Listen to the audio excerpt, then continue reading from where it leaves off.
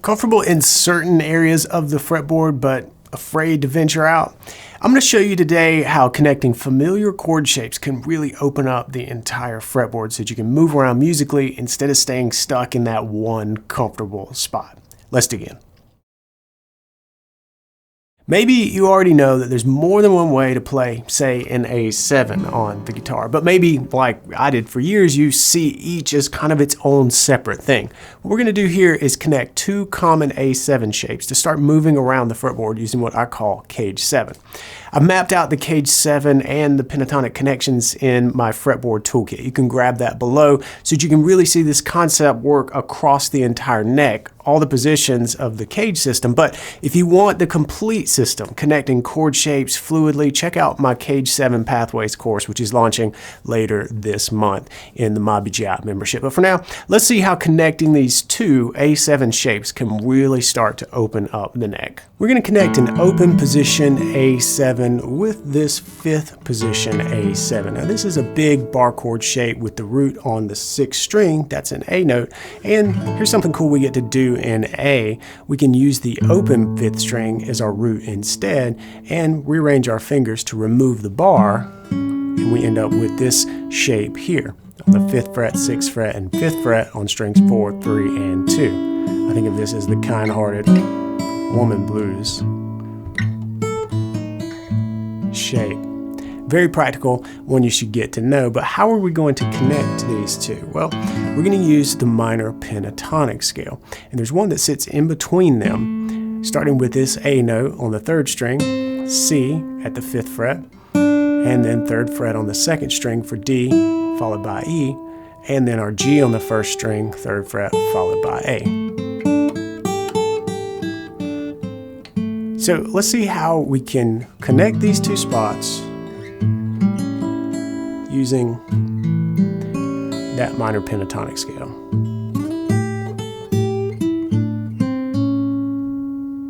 All right, a couple of things to note here. First, notice that when I used my little box here, right, I could have stayed in this box and played a lot of that, but I chose not to. I chose to get moving, and I got moving when I wanted to play that A. Instead of playing it like that with my ring finger, I shifted up. And shifting up and letting that index finger now be at the 5th fret, that puts me in that 5th position. Once I'm here, I use some notes from the minor pentatonic scale that surround this chord shape, right? So let's take a quick look at that. There's an A, there's that C, it's the same one we played from here, and then we go up for our D, there's the E, again, same one, there's the G, the one that we played in that little phrase, followed by A.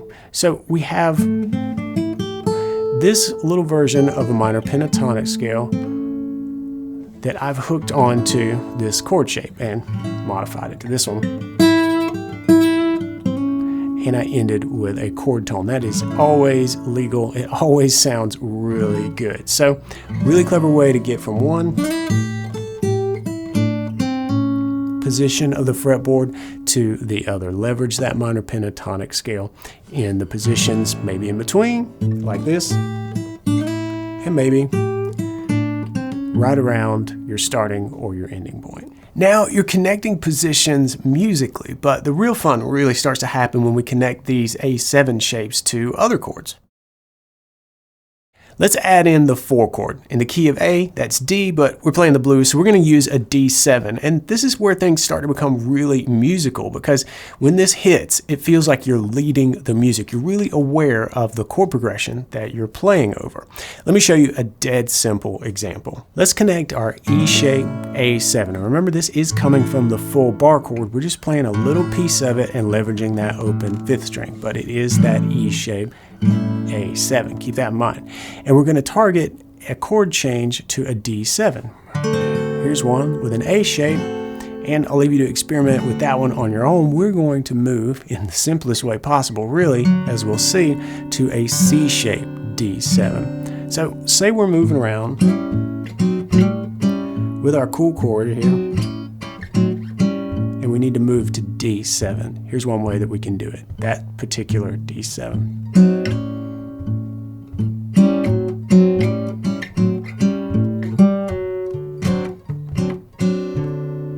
All right, what's happening there isn't flashy, but it is really classy and it sounds great and it's easy to do once you get these chords under your fingers.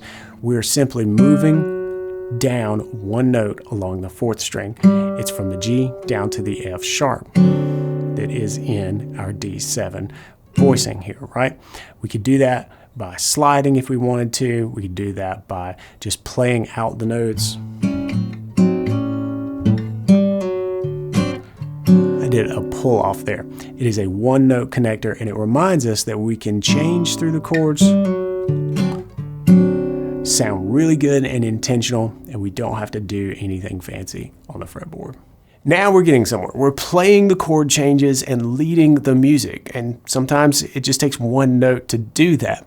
But now we can take things to the next level by creating some longer phrases over 1 chord that seamlessly connect to the next chord. This next example combines both ideas. We'll take 1 chord in several positions on the neck and connect it to the chord changes. In our case, we're going to jump into E7 and then down into D7 before resolving back to A. You'll find this in the last 4 bars of the 12-bar blues. And this might sound complex, but if you really look under the hood here, you'll see we're really just doing those 2 things.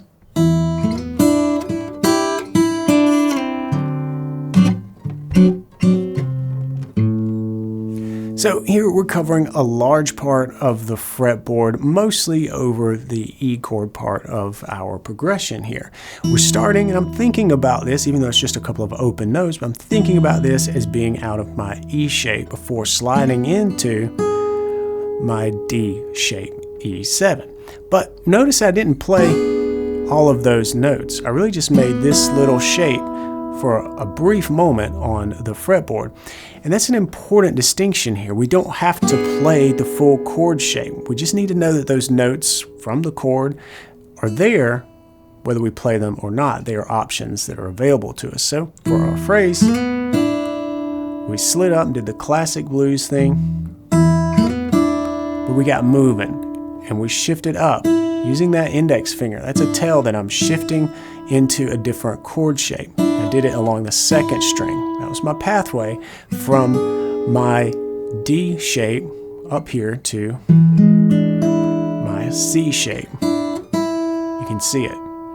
And once I was there, I picked some notes from my minor pentatonic scale right around that before dropping back down into D7 with the chords change, and then ultimately back to A.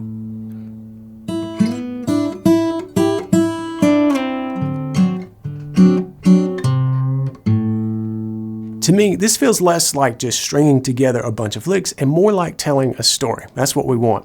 And we're going to put all of this together into a complete 12-bar example here that shows you how these connections can work in real blues. And Premium members, you're going to find the complete tab and detailed breakdown for this performance in the new Cage 7 Pathways course launching later this month.